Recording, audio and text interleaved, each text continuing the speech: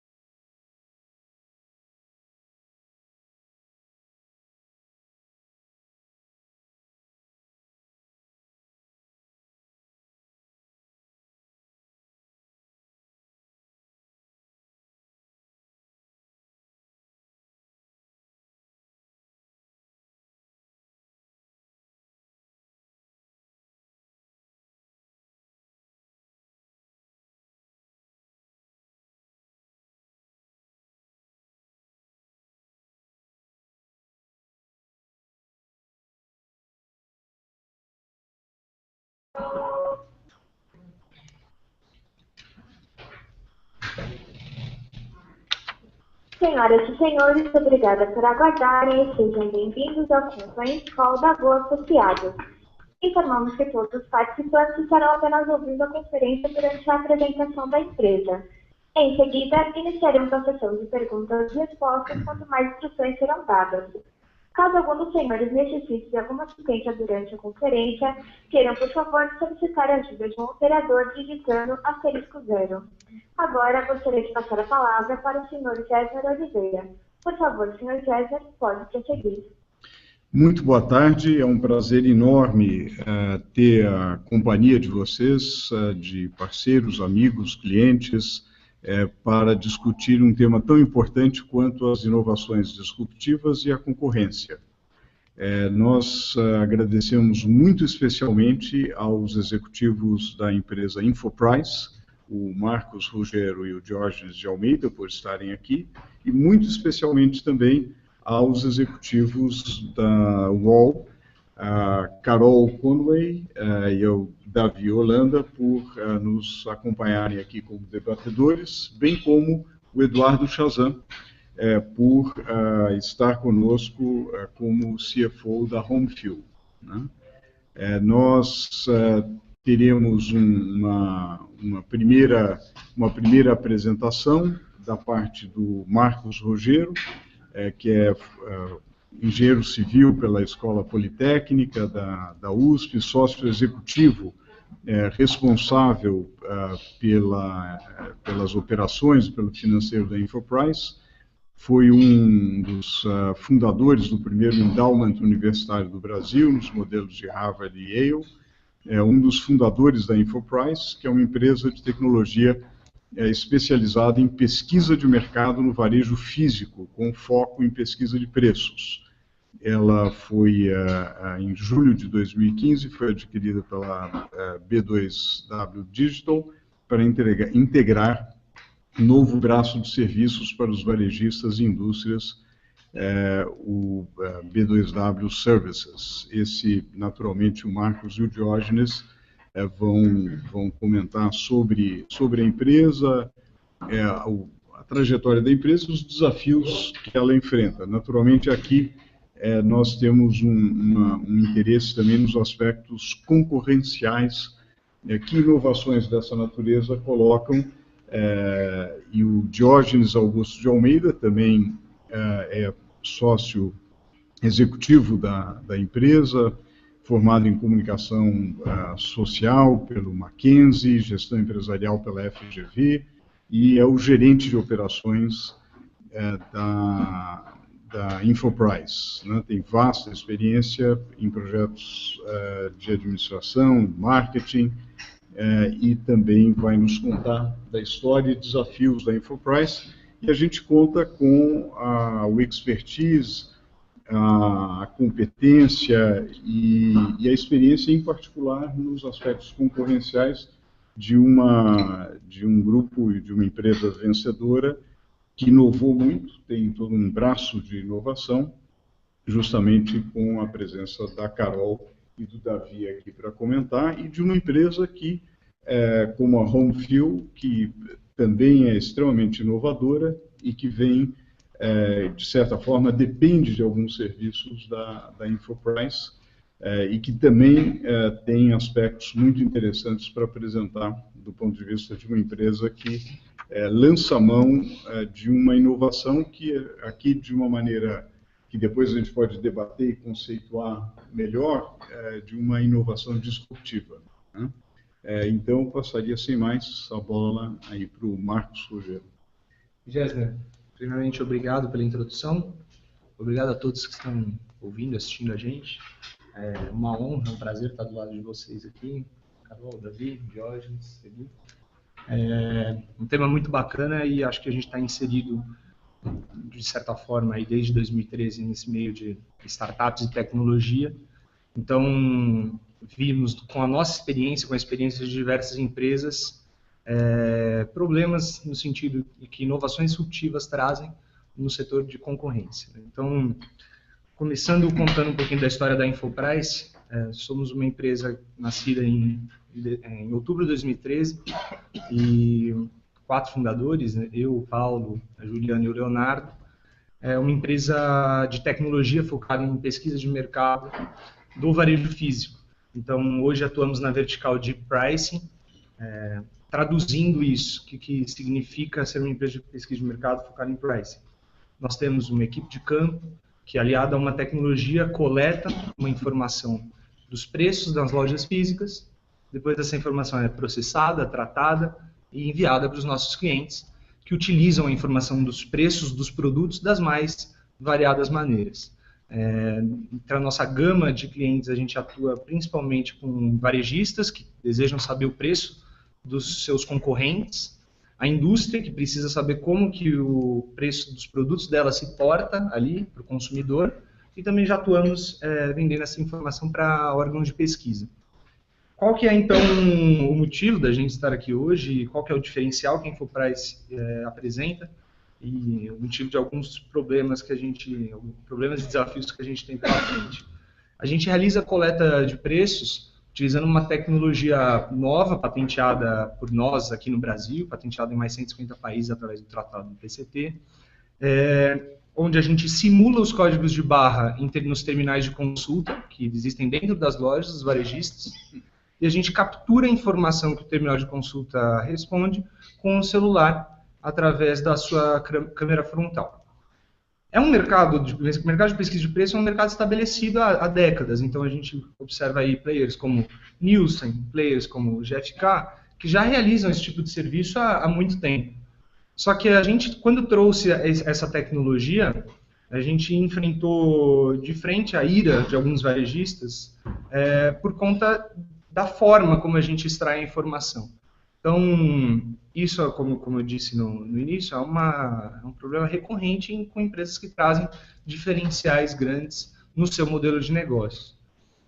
Acho que, entrando mais no assunto, como que a inovação causa o problema dentro do varejista e quais são os desafios e próximos passos que a gente tem, Gostaria de passar aqui um pouquinho a bola para o meu sócio, gerente de operações, Diógenes de Almeida, que cuida especificamente dessa área de campo, autorização e relacionamento junto aos varejistas.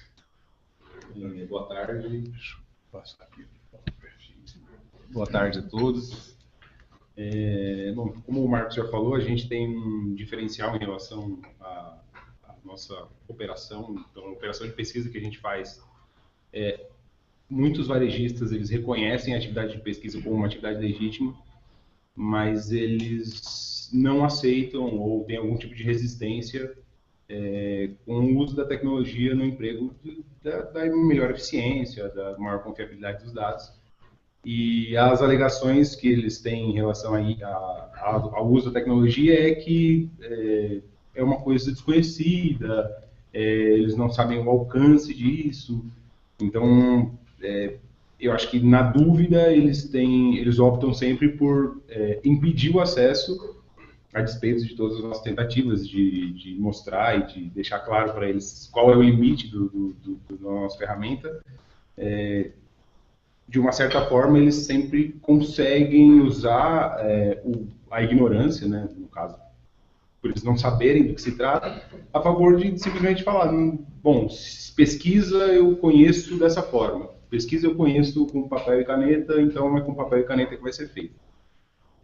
Isso é um retrocesso, a ideia de inviabilizar a pesquisa pelo desconhecimento da tecnologia é absurdo, é abissal. A gente tem, assim, bastante consciência do alcance da nossa tecnologia, né, qual é o grau de influência que a gente tem dentro da loja, que é nenhum, né? A gente permanece na loja um tempo irrisório, a gente fica 20 minutos na loja. Ao passo que se a gente tivesse pesquisa com papel e caneta, a gente passaria horas dentro da loja, ou talvez dias dentro da loja, para pegar todos os preços que a gente precisa. Então a nossa influência é muito menor do que o que os varejistas acusam. E de certa forma, as alegações elas não são reais, né? Então, os varejistas às vezes falam coisas que são absurdas e são óbvias, assim, do tipo, à medida em que você faz uma pesquisa, os preços da minha loja são alterados, ou se você quando o seu pesquisador vem na minha loja, o meu sistema funciona de uma forma diferente do que ele deveria funcionar. Ou os dados que são coletados não são informações que possam ser coletadas. Basta acompanhar o pesquisador, basta ver o nosso trabalho é absolutamente transparente ali no campo. Então, sempre que algum varejista, sempre que algum gerente, algum segurança pede algum tipo de informação, é só ele olhar. Inclusive o pesquisador, quando ele tem as respostas, ele dá isso realmente, né? Então, a respeito do que está sendo feito, como está sendo feito, basta ver 1 minuto da operação que você vai entender que não existe nada de irregular, nenhum tipo de invasão, nenhum tipo de intromissão onde a InfoPrice não possa operar. Acho que vale citar também o benefício que a coleta e a venda dessa informação traz para o mercado, né, de uma maneira geral. A gente observa no mercado de e-commerce, onde é um mercado que não existe assimetria de informação, que os players competem pelo serviço, o preço vira commodity. Então, a retirada dessa assimetria de informação também no varejo físico tende, né, no médio e longo prazo, a diminuir os preços para os consumidores e que os varejistas briguem entre si pelo serviço que eles possuem. Então, pela sua estrutura em loja, pela segurança, pelo ambiente, por frete, por entrega, por diversos motivos que fazem com que, né, a vida do consumidor, a vida de todos nós, seja melhor. Então, a retirada da assimetria de informação no e-commerce, através de plataformas, por exemplo, como o Buscapé, como o Zoom, e de plataformas também que atuam para as pessoas jurídicas, como a Cive, proporcionaram com que esse mercado amadurecesse muito rápido em relação a preço e começasse a procurar outros diferenciais. É isso que a gente busca levar para o varejo físico. A gente busca retirar essa assimetria, busca levar para os consumidores, busca levar para os varejistas e para as indústrias a informação transparente. Então, isso inclusive já endossado pelo Dr. José Geraldo Filomeno, que foi um dos escritores do Código de Defesa do Consumidor, que é absolutamente legal do ponto de vista consumerístico, também pelo Gessner de Oliveira na parte concorrencial. Então, o nosso esforço vem sendo constante para levar para o varejista que o que a gente faz, na verdade, vai trazer um benefício para o mercado, um benefício para o setor e um amadurecimento que, inclusive, a gente não observa no Brasil e em outros países. É isso que a gente busca trazer, o propósito da Infoprice é esse, é tirar essa assimetria de informações que existe hoje no varejo físico, de forma que todos os stakeholders aí consigam ter acesso ao preço, né, que é uma informação vital para o consumo. Muito bom. Então, nós temos esse documento da empresa, experiência e eventuais problemas, e queria convidar os nossos debatedores aqui para comentar, se quisessem, Davi e a Carol. Posso começar? Por favor. Bom, primeiro, muito obrigada pelo convite. Nós nos sentimos honrados em estar aqui e principalmente na presença do Gessner, tão notório aí na defesa das novas mídias e tal. E também é sempre um grande prazer para o UOL poder debater as novas tecnologias, que acreditamos que a inovação é o grande ciclo que beneficia a todos os envolvidos, desde as empresas quanto ao consumidor, por meio da diminuição das assimetrias, como você falou. Eu queria começar ampliando um pouco o debate trazido para dizer que recentemente a gente também teve conhecimento de um caso de tecnologia utilizada no setor financeiro para usar dados que auxiliem na educação financeira do consumidor, especialmente por meio de aplicativos que conseguem alertar o consumidor quanto ele está gastando, quanto ele não está, e também usar esses dados para mostrar qual a forma de solução de eventuais dívidas com o menor custo possível. Então, acho que esse paradigma, ele é um paradigma existente além do varejo físico para outros setores, como o setor financeiro, o que reforça a importância dessa discussão, né?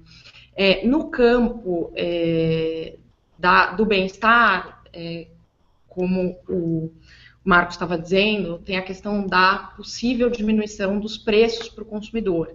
Então, a primeira pergunta que eu faria é se isso, de alguma forma, já pode ser mensurado diante da novidade. E temos aí também o presidente da Home Refill, que trabalha com esses preços, talvez sem algum dado concreto. O que a gente percebe também, quando se fala de comparadores de preço, é que existe uma discussão voltada à questão da publicidade, né? O comparador de preço, ele compara o preço, mas, ao mesmo tempo, ele destaca a presença de um determinado varejista na sua comparação. Isso é visível também com, por exemplo, a utilização dos mecanismos do Infoprice, exemplo no Home Refill ou em outras plataformas. Quantos lados tem esse mercado? Então, eu deixaria aí essa primeira questão. Ótimo. Muito obrigado, Carol. Davi, gostaria de comentar? Primeiramente, muito obrigado pelo convite e boa tarde a todos. Eu particularmente queria ampliar aqui, né, a discussão na parte tecnológica e na parte de inovação, que foi citado que há uma dificuldade, né, da adoção da tecnologia por parte dos varejistas, né? E essa barreira ela é muito comum em startup, né? Tem um livro que aborda muito bem esse assunto, que é o Cross the Chasm, né? Então, se você passando essa fronteira, que é a fronteira da adoção, ali dos 15% da adoção, isso é um grande indicativo que a startup vai ter sucesso, né? Eu queria que vocês pudessem debater um pouco mais como vocês estão cruzando essa fronteira da adoção frente a toda essa dificuldade que tem da operacionalização quando comparado com o método anterior, que era o método da prancheta. Excelente. E agora queria registrar que está aqui conosco também o Mauro Arbex. Mauro Arbex é editor do nosso relatório executivo macro-setorial e é um dos maiores jornalistas do país e sócio da Letras e Fatos. E tem uma pergunta, por favor, no microfone. É só um adendo. Ele falou desse período aqui de adoção, 15%. Queria saber o seguinte, a dificuldade maior que vocês têm hoje é com qual tipo de varejo? E se os grandes varejistas hoje já aceitam melhor esse tipo de tecnologia? Ótimo, Mauro, mais as perguntas, e eu provocaria o Eduardo para contar um pouco a experiência do Home Refill, e que é não só a experiência do Home Refill, e também é um dos consumidores dos serviços da Infoprice.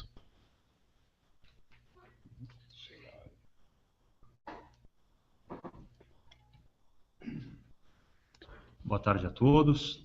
Primeiro agradecer o convite, agradecer pessoalmente ao Gésner também, ao Marcos, já tem empreendedores, já seguem uma história juntos um pouco, e o Gésner, que a gente já trabalhou um tempo antes, faz alguns anos já, e parabenizá-lo também por todas as conquistas, aqui tanto na consultoria como na carreira como um todo.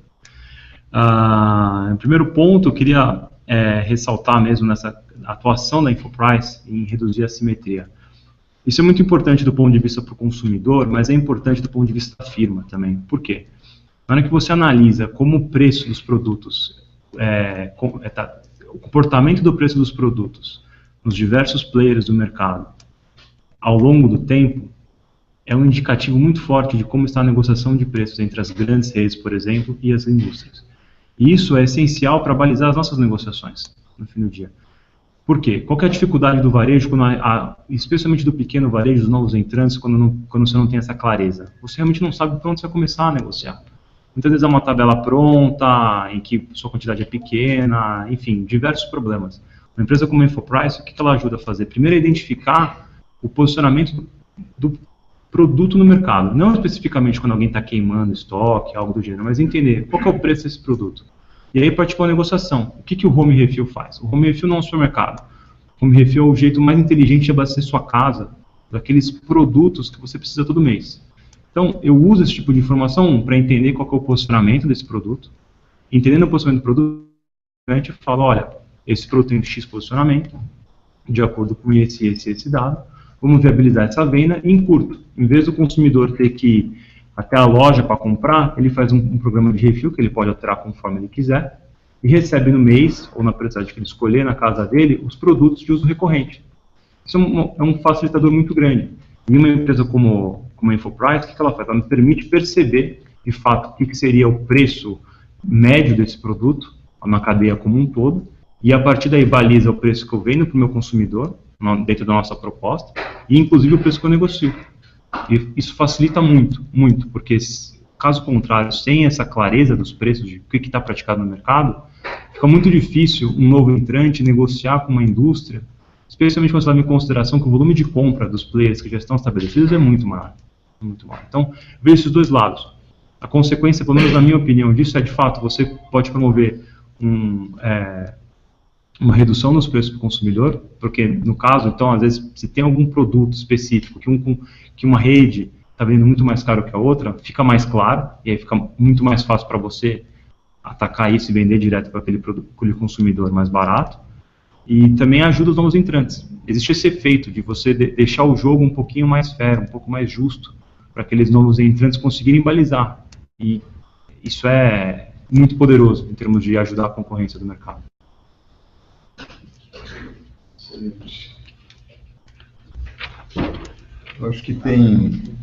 Acho que nós já temos vários elementos aí para a Infoprice. Eu apenas adicionaria alguns aspectos, depois pediria também para a Cláudia alguns comentários.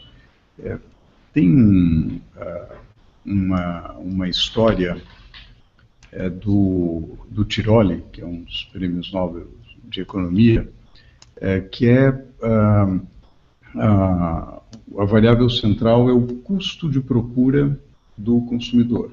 Né? Ele diz o seguinte: se você chegar a uma situação extrema em que o custo de procura é muito elevado, né, então vamos imaginar uma velha parada de ônibus em que os passageiros têm poucos minutos para comprarem alguma coisa e não perderem o ônibus, né?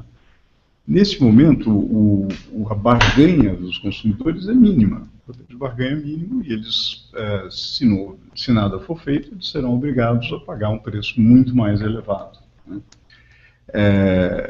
E isso leva, aliás, a recomendação de regulação é algum tipo de tabela, justamente o que o Eduardo comentava. Ou seja, essa historinha do Tiroli é contada para dizer o seguinte: o custo de procura é uma variável-chave. Tudo aquilo que pode reduzir o custo de procura é essencial para a concorrência, né? E é exatamente, quer dizer, eu acho que a gente está discutindo aqui uma tecnologia que reduz o custo de procura e que, ao fazê-lo, permite uma negociação muito mais ampla. Como o Eduardo argumentou, inclusive afeta outros mercados, né? Porque outras empresas podem vir a entrar, uma vez que elas podem concorrer com empresas já estabelecidas. Então aqui a gente tem um impacto não só do ponto de vista da legislação do consumidor, que já prevê a publicidade dos preços, né? Não é por acaso que a lei, o Código de Defesa do Consumidor, indica que o consumidor deve saber, naturalmente, qual é o preço do produto, como tem um aspecto concorrencial. Quer dizer, qualquer obstáculo a esse tipo de redução do custo de procura para o consumidor significa algo contrário à concorrência, né? Então, do nosso ponto de vista, a gente entende que esse tipo de dificuldade de atuação da Infoprice constitui algo anticoncorrencial. Foi nesse sentido que a gente refletiu junto com a Infoprice. Não sei se a Cláudia gostaria de comentar algo, e daí a gente passa a bola aí para a Infoprice reagir. Eu queria dar um exemplo que a gente sempre usa bastante, porque é o mais frequente, mais comum, que o pessoal aqui, principalmente de São Paulo, conhece melhor, que é o caso do Uber. Então, é exatamente uma inovação disruptiva que acabou abalando o mercado. E você pensar simplesmente no caso do Uber, tudo bem, trouxe diversos benefícios, comentam principalmente redução do preço, melhoria da qualidade. Mas se a gente ampliar isso, a gente enxerga que o consumidor também é beneficiado, não só na questão do preço, daí está um pouco no que o Marcos estava falando. A qualidade do serviço dos taxistas acabou melhorando também como uma consequência dessa movimentação, dessa novidade que o Uber acabou criando. Então, acho que está muito certo falar isso, não é só questão de preço. Então, o consumidor acaba sendo beneficiado com esse aumento de concorrência e o bem-estar dele acaba melhorando. Então, eu acho que é um exemplo bem atual, mas e bem conhecido, e que está tudo a ver com esse caso também. Bom, Marcos, Diógenes e... Vou retomar para as perguntas aqui. Pode ser? Bom, a primeira dúvida veio da Carol, foi a respeito se a gente faz a publicidade do varejista mais barato, do varejista mais caro. Hoje, nosso modelo de negócios é completamente baseado no B2B. Né? Então, a gente vende a informação, comercializa ela para outras empresas, sejam elas do setor varejista mesmo, do setor de indústrias e de órgãos de pesquisa. Então, a gente hoje não faz essa publicidade para o consumidor diretamente, apesar de ser uma coisa que está no nosso roadmap, é uma coisa que a gente gostaria de fazer, está muito alinhada com o propósito da Infoprice, que é entender e explicar o consumo das pessoas. Então, hoje não fazemos, mas eventualmente gostaríamos de fazer. Inclusive, a empresa nasceu de uma vontade de sermos um busca-pé do mundo físico. A gente, em 2013, o que a gente tinha na nossa cabeça era isso. Só que, de maneira a conseguir criar atração e com que a empresa crescesse, a gente procurou um caminho onde a gente conseguisse monetizar antes, e o caminho foi vender para empresas que já adquirem essa informação. Então, hoje a gente não enfrenta esse tipo de problema, mas eventualmente, em algum momento, enfrentaremos. Tá? A pergunta que veio do Davi, a respeito da fronteira da adoção, como que a gente está fazendo para vencer esses 15%, para que a gente não tenha mais esse problema, né, dos early adopters? Acredito que hoje a Infoprice já tem como cliente próximo de 25% do mercado de varejo de autosserviço nacional. Então, a gente tem bastante massa crítica, só que, obviamente, estamos falando aqui dos desafios. Os desafios aparecem na cauda longa, os desafios aparecem com os pequenos varejistas, de pequeno porte. Os grandes varejistas já têm esse conhecimento que não pode proibir a pesquisa de preço. Inclusive, vários deles que nem são nossos clientes, marcas formalizando o nosso acesso, porque é uma coisa normal. Então, a gente enfrenta muitos problemas com os pequenos varejistas, com alguns médios varejistas. Qual a estratégia que a gente teve no começo e a estratégia que a gente continua tendo para conseguir vencer essa barreira? Eu acho que é a melhor de todas, é vender. Então, a gente está indo para o mercado para conseguir vender para todos esses players, para que no momento que eles se tornem também os clientes da Infoprice, eles vejam o valor que aquela informação pode trazer, e daí a questão de proibição ou não fica completamente subjacente, não faz mais sentido a partir do momento que o varejista se tornou nosso cliente. Então, acredito que é essa maneira que a gente trouxe para conseguir vencer essa barreira da adoção. Mas, de qualquer maneira, ainda sempre tem aqueles 5%, né, que causam os problemas. Acho que, por último, houve uma pergunta a respeito com quais varejos em específico a gente tem mais problemas. Acho que o Diógenes pode apresentar um pouco melhor aí essa ideia. Como o Marcos falou, a gente tem os grandes varejistas, eles naturalmente reconhecem, legitimam, liberam a entrada formalmente. Então, quando a gente trabalha com redes que têm atuação nacional, a gente costuma ter o acesso facilitado, inclusive por conta de ter um contato mais próximo, inclusive com a área comercial. Tá? Então, a gente não encontra esse tipo de problema. Como a gente atua em todas as redes de autosserviço, a gente, em todos os ramos, né, do autosserviço, então seja supermercados, home centers, livrarias, ultimamente a gente tem tido alguns problemas com a questão do acesso e da liberação nos home centers. É um exemplo que acho que vale a pena citar, que é a alegação mais comum entre eles é que a pesquisa tem que ser feita da forma com que eles mesmos praticam. Então, a gente tem alguns clientes, e esses clientes de home center eles falam, não, aqui a gente deixa que todo mundo pesquise da forma que achar melhor. Porque eles contratam a Infoprice, e aí a partir daí não faz sentido, já que eles têm essa opção, então não faria sentido proibir. Mas alguns ainda resistem, alguns home centers ainda falam, não, daqui eu preciso alinhar isso, eu preciso de alguma forma entender, fazer essa ideia entrar aqui.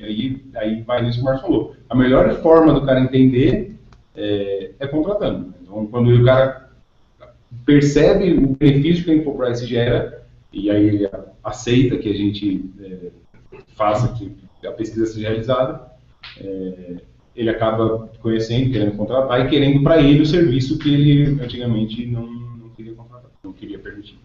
Então, acho que vale só retomar que, assim, em relação aos grandes varejistas, quando a gente fala aí top 10 de todos os canais, top 20 até, ouso dizer, não há problema. Não temos problema, temos cartas formalizando, temos um contato super próximo, porque eles sabem que aquilo que é ilegal fazer essa proibição da pesquisa de preço. E são mais maduros para conseguir entender que a pesquisa de preço é benéfica para o mercado, para o mercado como um todo.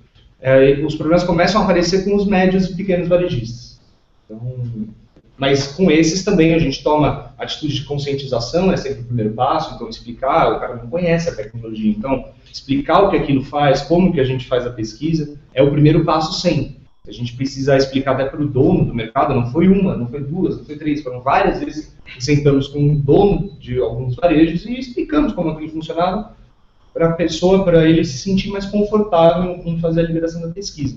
Agora, obviamente, alguns ainda apresentam resistência, e daí, quando isso acontece, a gente tem que entrar com uma medida legal para conseguir realizar o que é por direito nosso, de toda empresa no Brasil e de todo consumidor, que é realizar a pesquisa de preço. Muito bem. Mais alguma questão? Questões? Podemos abrir para questões? Nós temos alguma pergunta? Claro, claro. Por favor. Tem uma questão aqui, basicamente ainda com relação à adoção do médio e do pequeno varejo. Realmente o diferencial do médio e do pequeno varejo é que ele conhece muito bem o cliente dele de forma regional, e o grande não conhece. Inclusive ele tendo uma agilidade maior de até mesmo ter preços mais competitivos em relação ao grande. Então, talvez o problema de adoção para o médio e pequeno esteja relacionado a ferir uma estratégia de preço e de conhecimento do cliente dele de forma regional. E como a tecnologia de vocês traz uma informação de uma forma muito rápida e massificada, vocês terminam tirando um diferencial competitivo do médio e do pequeno e dando esse diferencial para o grande. Está correto essa minha perspectiva ou não? É uma pergunta capciosa.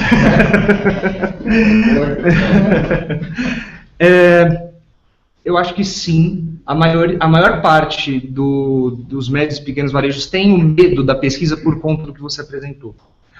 Só que a gente tem que retomar que a Infoprice ela dá 10 vezes de eficiência num serviço. Então, a gente oferece isso para pequenos e médios com economia em relação a se ele usasse a equipe própria. Então, não é que a gente oferece um serviço que é inviável para os pequenos e médios varejos e só os grandes varejistas pudessem usufruir. De maneira nenhuma. A gente, inclusive, temos clientes pequenos e médios varejos. Então, não há nenhuma barreira de entrada para que eles sejam nossos clientes. Inclusive, quando a gente fala que a nossa estratégia para adoção é vender, isso está incluso o preço da Infoprice, né? A gente trabalha fornecendo, mas o nosso preço é mais competitivo, inclusive muitas vezes do que a equipe própria de pesquisa do pequeno e médio varejista. Isso aí que é importante. Entendeu? Eu, particularmente, só reforço que eu utilizo tanto a Infoprice quanto a Home Review. Então, utilizo das duas tecnologias, né? Eduardo tinha um comentário, por favor. Eu acho que é um ponto importante esse levantar sobre o pequeno varejo, conhecer um pouco melhor o consumidor, mas acho que é justamente aí que está a diferença do pequeno varejo para o grande varejo. O consumidor em si está disposto a pagar um pouco mais, um pouco menos, varia um pouco também no ciclo econômico, em situação está, mas como diferencia o pequeno do grande varejo é conhecer direto seu consumidor, e é esse que está o foco, realmente, e o diferencial. É o tratamento mais pessoal, você trazer para o cara um senso de belonging, ou seja, que ele é parte também do meu mercado, esse tipo de coisa. Acho que esse é o grande diferencial do pequeno e médio varejo com o varejo. Até pelas negociações de preço, especialmente os âncoras, os líderes, dificilmente o pequeno e o médio varejo vai conseguir bater as grandes redes. Assim, então, se você pensar em termos na cesta básica do consumidor, top 10 produtos, e a gente, junto com a Infoprice, a gente acompanha, e aí o nosso compromisso fazemos um acompanhamento também no Cash and Carry, chamado o Atacado. A gente acompanha muito como os preços estão variando. E assim, é muito difícil bater, especialmente quando entra as questões das promoções. E na média, o consumidor nem acaba nem ganhando, nem perdendo indo no mercado local, num hipermercado. O que acontece é que num hipermercado, ele tem uma variedade muito maior. Isso é verdade. Então, a vantagem do pequeno e médio varejo é que ele está muito próximo do cliente, ele conhece a preferência do cliente e deixa mais fácil, mais claro, mais fácil, mais acessível os produtos que o cliente tem maior desejo. Então, essa é a grande diferença do pequeno e médio varejo. Esse é um pouco também o que tem a Home Refill tenta fazer com seus clientes, ou seja, eu tento trazer para o e-commerce um pouco desse senso de belonging, ou seja, e por meio de algoritmos de pattern recognition, toda uma inteligência, entender, dado aquele perfil, o que ele quer, mesmo que ele não saiba expressar. Entendeu? Então, essa é uma vantagem do pequeno e médio varejo, comparado ao grande, e que a gente tenta trazer um pouco para a internet. E isso depende muito do preço, porque no fim do dia, quando o consumidor pensa só em preço, especialmente quando você tem questão, quando você reduz a simetria, o preço tende a se balizar um pouco, E o que vai variar mesmo é o serviço que está incluso nesse preço. Ou seja, o que você está comprando além do produto. O produto, muitas vezes você pode dizer, a marca X não está nesse mercado. Mas está a marca Y. E muitas vezes o consumidor não se preocupa em trocar. Entendeu? Então, eu acho que existe sim, é capaz do pequeno e médio varejo ficar preocupado que, poxa, ele vai saber uma estratégia de preço específica, mas não acho que é isso que faz ele ganhar o jogo do grande varejo. Posso falar? Acho que foi bom você chamar aí, Edu. O Home Refill é um exemplo claro do absoluto contrário disso. Né? A gente pesquisa para o Home Refill, que é uma startup, uma empresa pequena hoje, vai ser gigantesca um dia, mas e a gente pesquisa os grandes varejistas. Então a gente está fazendo exatamente o contrário. A gente está dando estratégia para a pequena empresa do cara que hoje em dia concentra o mercado. Então isso acontece, isso chega no preço que o consumidor, incluso eu, paga. Bem interessante. Acho que a gente podia fazer uma chamada aí para a operadora, não, Thiago? Chamada de perguntas. Obrigada. Iniciaremos agora a sessão de perguntas e respostas. Caso haja alguma pergunta, queiram, por favor, digitar *1.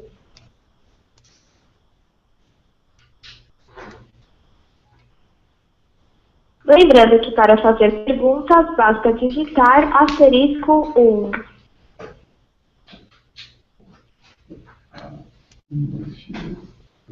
Caso haja alguma pergunta, queiram, por favor, digitar *1.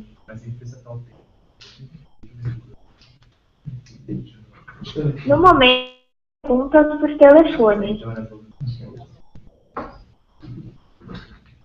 Temos uma pergunta aqui da Carol.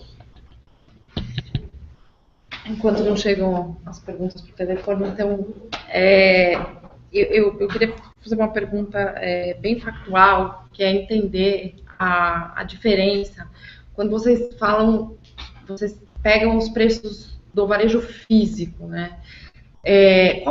Existe ainda essa divisão entre varejo físico e varejo online? Quais são as características dessa divisão? Preço, condições de aquisição? Por que ainda faz sentido essa divisão de pesquisa de preço para o varejo físico e varejo online?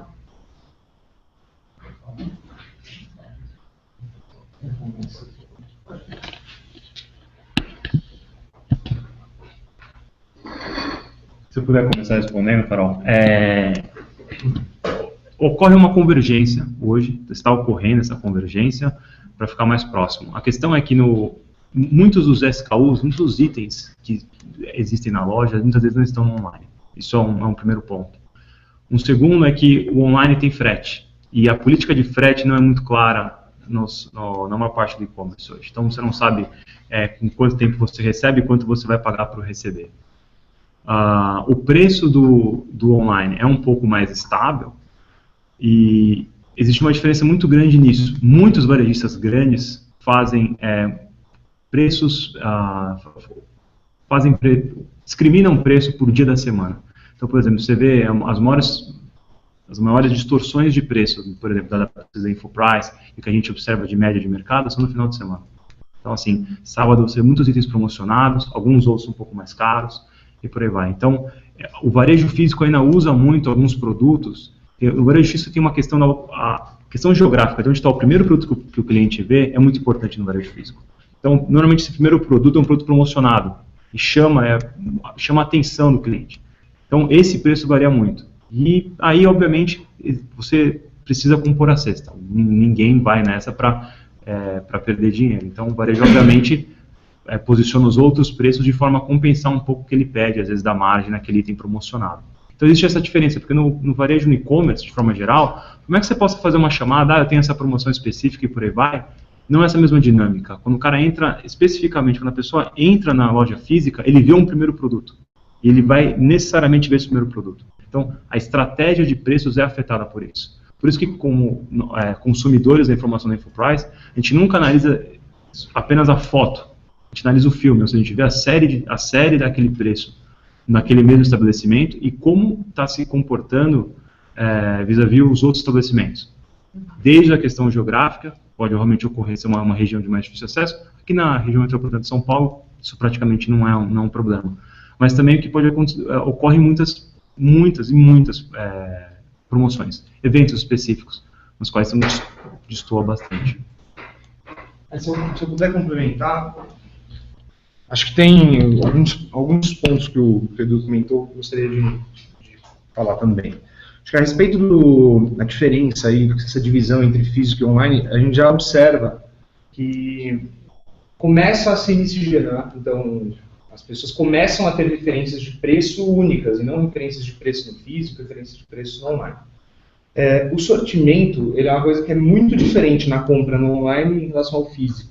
Eu tenho um estudo bem famoso, inclusive foi balizador do nosso modelo de negócio, que a Business Insider publicou faz uns anos, que mostra a tendência de migração do físico para o online. A gente observa que em varejos de bens de consumo duráveis, então, televisão, lavador, enfim, coisas mais caras, de valor agregado alto, a migração é absoluta. Então, o mercado americano já está quase migrando físico e online para esse tipo de produto. Por quê? O frete ele é muito menos representativo nesse tipo de produto. Quando a gente está falando de bens de consumo não duráveis, que é a parte principal que a Infoprice atua, que aí são os itens de consumo, né? Feijão, arroz, refrigerante, tudo mais, a tendência de migração é muito tênue, é muito pouco. Então, nos Estados Unidos, como referência, nem 5% do mercado está migrado. Então, acho que esse é um ponto importante, né? O que se consome online e o que se consome offline. Mas a tendência de junção, ela é concreta. Uma coisa que a gente observou no online, que é o AdWords, né, que foi o que fez o Google se tornar uma das maiores empresas do mundo, a gente observou agora uma revolução aí nos últimos 3 semanas, que é o AdWords do mundo físico, através de jogos, né, como foi o caso do Pokémon Go. A gente teve a felicidade de conhecer um dos vice-presidentes da Niantic, que é quem faz esse jogo, e ele comentou que o propósito deles é levar o AdWords do online para o mundo físico. Eles vendem para os varejistas, incluindo o custo por visita. Então, eu falo, cara, eu vou te levar tanto de tráfego fisicamente na tua loja. Então, é muito bacana ver que tanto a migração do físico para o online, mas a migração do online para o físico vem das duas pontas.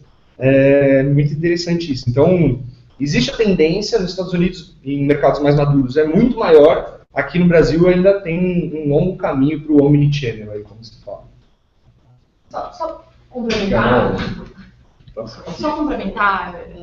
Claro. Sei que já deve ter gente esperando, mas Eduardo, para entender, você pega a pesquisa da Infoprice do varejo físico e leva para o mundo online. E isso te traz uma vantagem, porque dentro dessa divisão online e offline, ficou claro que ainda esses mercados eles não são integrados, mas quer me parecer que tem uma inteligência de levar o preço do varejo físico, entender o preço do varejo físico para o online, é isso?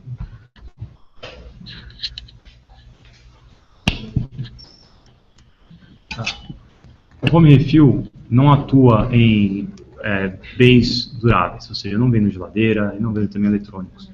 Isso é o grosso do mercado online do e-commerce no Brasil. Então, eu atuo muito no FMCG, que é basicamente itens de uso rápido, de consumo rápido, que você compra normalmente a um custo baixo, um ticket baixo inicial. E esses itens, o consumidor raros os casos ele tem uma referência de preço online. Então, você pode contar, muitas vezes, no dedo, quantas pessoas fazem a compra de arroz, feijão, detergente, papel higiênico, por aí vai no e-commerce.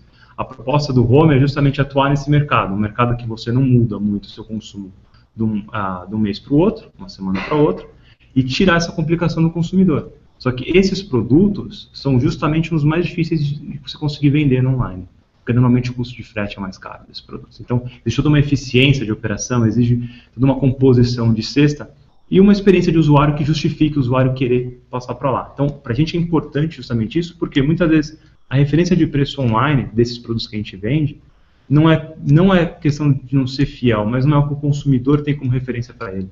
No fim do dia, ele vai entre comprar no Home Refill e comprar numa loja física. Não é entre comprar no Home Refill e comprar em outro e-commerce. Então, o comparable não é o outro e-commerce. E muitas vezes há diferenças. Isso ocorre bastante. Mesmo a gente tem um trabalho interno nosso de tentar entender, muitas vezes, algum dos passos que nós fazemos se uma rede possui o e-commerce, a gente está monitorando, e um ponto de preço específico destoa, a gente compara com online. E muitas vezes isso acontece, e normalmente é item promocionado. Então, a gente usa isso justamente para, inclusive, balizar para saber se está destoando muito ou não. Então, analisa desde como aquele preço está sendo vendido na loja física ao longo das semanas e como está o posicionamento no online. Mas existem diferenças. Muito bom. Quero fazer mais um anúncio. Lembrando que para fazer perguntas, basta digitar *1. Ok? Manda lá.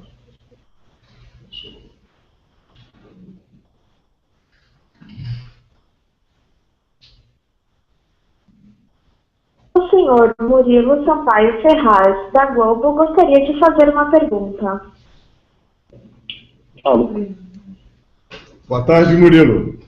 Boa tarde, tudo bom, Jéssica? Tudo bem, obrigado por participar, hein? Tudo bem, obrigado pelo convite. Só um minuto. Tem um delay aqui na TV, só um minutinho. Ok. A minha pergunta é quais são os cuidados que são tomados na divulgação dos resultados da pesquisa de preço para que ela não seja um veículo para troca de informação concorrencialmente sensível, né? A gente tem aí no passado, na jurisprudência do CAD, para o setor de combustíveis, imposto de gasolina, as faixas de preço que os postos usavam colocando o preço dos combustíveis já foram considerados como um meio de monitoramento do cartel, né? Então, quais são os cuidados ali que são divulgados nas pesquisas com atraso de 3 meses, de forma anonimizada? Quais são as preocupações? Acho que esse é um ponto bem importante, né, Murilo? Porque justamente a preocupação das autoridades de defesa da concorrência é sempre não haver uma facilitação de combinação de preço, né? Eu acho que esse é um ponto importante, que aí, naturalmente, a Infopraz está sensível a isso. Sim. Bom, primeiramente, acho que são duas vertentes aí, né? Em relação à divulgação, publicização disso, como eu falei para a Carol, isso não ocorre. Então, as informações são vendidas diretamente para os varejistas e isso é passado diretamente para eles diariamente ou no dia seguinte, dependendo do acordo comercial que houver entre o nosso cliente conosco. Então, a informação, o nosso diferencial de fato é fazer com que isso ocorra de uma maneira muito rápida. Hoje em dia já existem mecanismos de troca de informação, inclusive, por exemplo, com a Nielsen, que os varejistas passam esse tipo de informação para a Nielsen e a Nielsen repassa essa informação para os varejistas. Só que isso é uma informação muito mais estratégica e usada de forma a longo prazo. Isso não é o preço da loja, isso são médias. Então, no nosso caso, a informação é tratada de maneira tática. A gente vende essa informação para que o varejista consiga manipular no próprio dia, no dia seguinte. Então, acredito que não seja aplicável em relação à combinação de preços, visto que é um mercado um pouco concentrado, inclusive entre os grandes varejistas no setor de bens de consumo não duráveis. Tem muitos pequenos players, muitos médios players e muitos grandes players. Então, o Gessner trouxe essa preocupação quando a gente estava pensando nesse assunto. Então, a gente chegou na conclusão que isso é uma coisa que no mercado de varejo de bens de consumo não duráveis, especificamente aí falando do supermercado, é uma preocupação menor, não é algo que hoje em dia toma o sono da Infopraz e dos players que nos contratam. O Eduardo tem um comentário? No caso do home, como um consumidor, por exemplo, dessa informação, o que eu faço? Eu publico para o meu cliente qual loja que eu estou usando para balizar o meu preço e qual o preço naquela loja. Inclusive, muitos e-mails que chegam no contato do Home Refill assim, poxa, mas eu fui lá, não estava. Aí eu explico realmente o preço durante a semana, que às vezes o cara pode ter olhado um preço que era da segunda-feira, foi no sábado, o item está promocionado, está mais caro, está mais barato.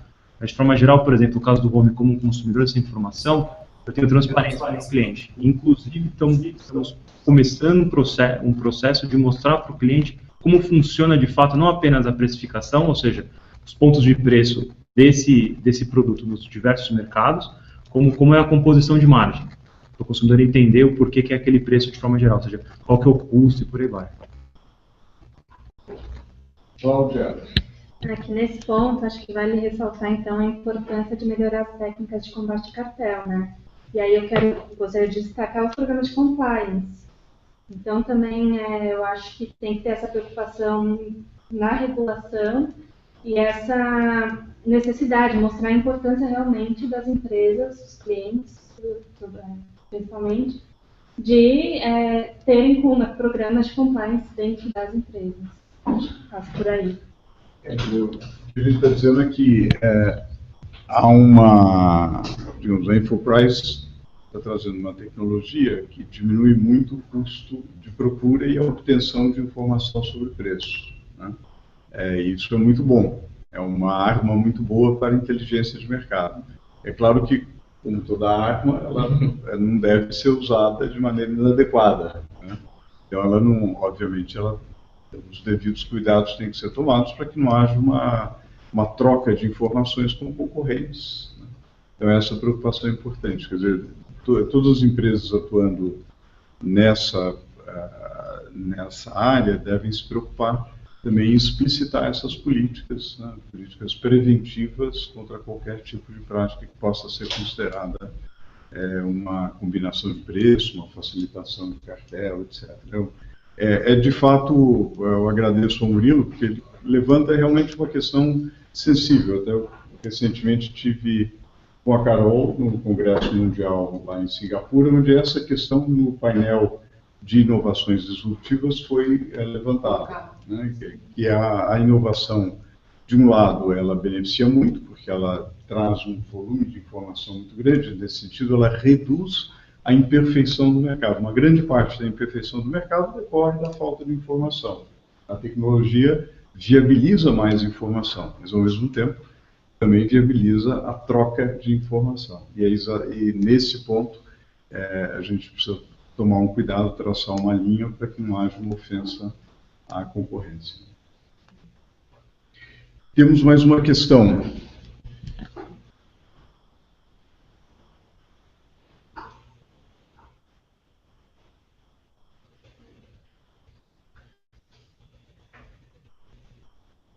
O senhor João de Moraes, estudante da FGV, gostaria de fazer uma pergunta. Oi, boa tarde. Boa tarde. Na verdade, tenho duas perguntas aqui. A primeira para a Infopryce. Qual o método que eles usam para obter esses dados para o monitoramento de preço e se existe a possibilidade de criar uma rede com os próprios consumidores alimentando essa base, como ocorre, por exemplo, no Waze? E uma segunda pergunta é mais do ponto de vista concorrencial. Se deve existir algum tipo de proteção aos agentes que desenvolvem uma inovação disruptiva, a fim de não estimular a pesquisa em novas inovações. Ótimo. Por favor, tenha vontade, Marcos. Boa tarde, João.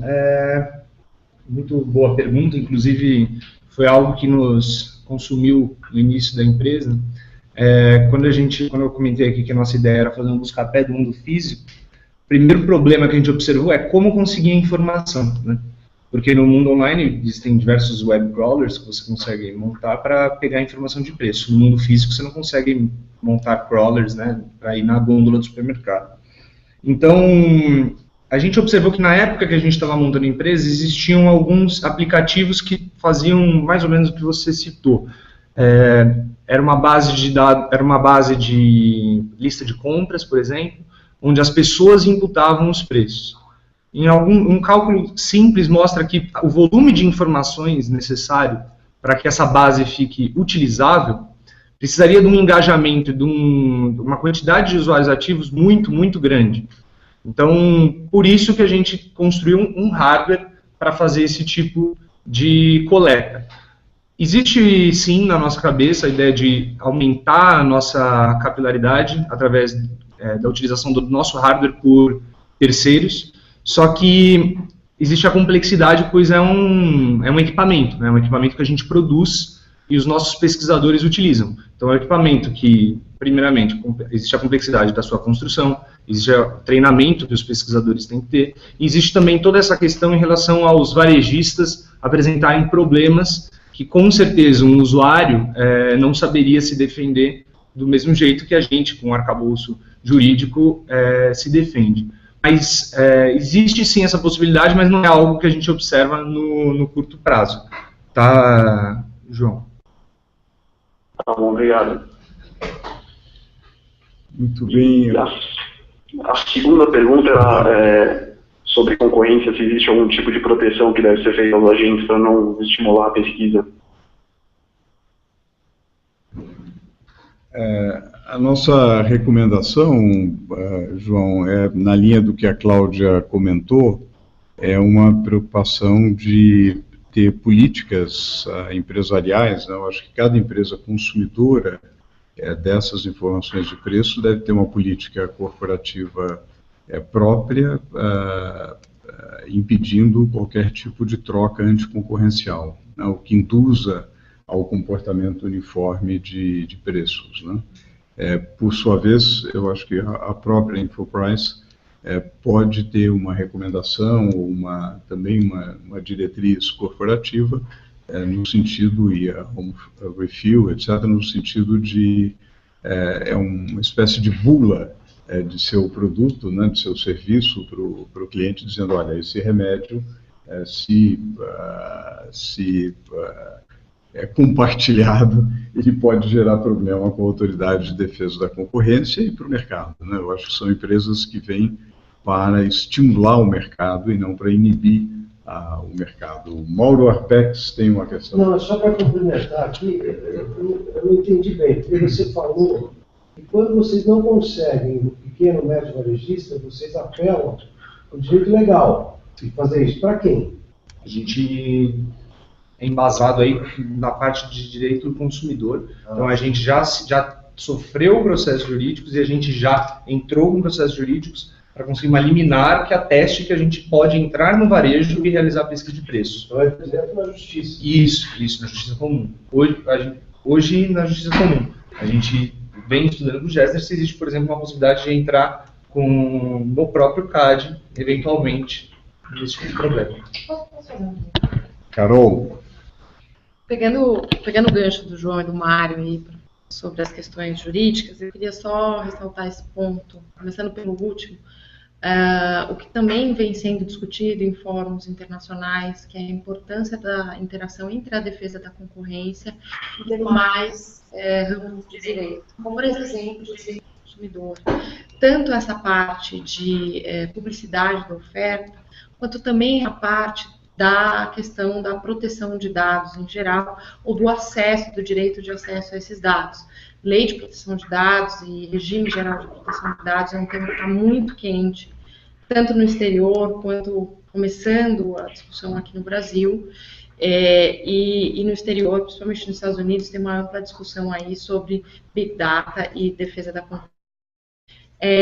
Falando especificamente da questão se deve existir uma política de defesa da concorrência que proteja as startups, eu acho que essa política ela vem da atuação também, além dos mecanismos de compliance, termos de uso desses dados, ela vem também na política de atuação e de estratégia dos órgãos de defesa da concorrência. Porque muitas vezes o que a gente percebe são as autoridades muito preocupadas em combater determinadas condutas que existam atualmente ou que venham do passado e com pouco tempo para dedicar à inovação, né? E a inovação, naturalmente, ela conta com a necessidade de o que a gente poderia chamar de fair play. Então, precisa muito da defesa da concorrência. Então, seja através do Departamento de Estudos Econômicos, como o CAD recentemente promoveu um estudo a respeito especificamente do Uber, quanto através de uma política de atuação das autoridades que dê atenção ao futuro, né? E aí dá para remeter até à Constituição Federal, que fala da importância do desenvolvimento tecnológico como fonte do desenvolvimento do país, né? Então, além dessa parte privada, vamos dizer assim, de mecanismos de compliance, eu queria complementar com a necessidade de uma política pública de defesa da concorrência em relação à inovação. Perfeito. Posso fazer um comentário também? Claro, Jorge. Uma coisa que a gente precisa deixar claro é que a atividade da Infoprice, a gente visa melhorar cada vez mais as ferramentas de pesquisa, mas a pesquisa em si, como o Marcos já ressaltou, acho que existe há décadas. Então, esse receio de que os mercados eles possam, de alguma forma, criar uma estratégia de combinação de preço, se alguém usa, ou se alguém tem essa intenção, não é a contratação, não é o uso da tecnologia que vai favorecer ou não, é a má intenção da pessoa, do gestor, da pessoa que comanda aquela organização. É claro que a Infoprice, ela tem uma ferramenta que revoluciona o mercado e que, com isso, ele tem um acesso muito mais facilitado. Mas não depende da atividade da Infoprice para que isso ocorra ou deixe de ocorrer. A Infoprice em si, ela oferece o produto com vistas aos problemas que o varejo tem. Se aquele mercado vai usar mal ou não, não é por conta da tecnologia, não é por conta da atividade que a Infoprice exerce. Só para deixar claro que, né, são coisas distintas. Ok? Muito bom. Eu acho que tem, aqui a Grazi e o Thiago estão indicando que tem mais questões, mas que realmente não há mais tempo. A gente está 12 minutos além do tempo regulamentar. A gente agradece muito a agenda, o tempo, a disposição e, sobretudo, os insights extremamente interessantes que vocês trouxeram aqui. Eu acho que, como o ponto que a Carol trouxe, eu acho que deveria permear todas as nossas preocupações, que é o ponto da inovação, né? E que está no coração da atividade de vocês e que está diretamente ligado à concorrência. Quer dizer, na verdade, a gente não pode esquecer por que a gente defende a concorrência. A gente defende a concorrência para que haja inovação, para que haja mais eficiência e melhoria do bem-estar. Afinal de contas, essa é a ideia, não é a concorrência em si mesma, né? A gente quer justamente o avanço, né? A melhor condição de vida, etc.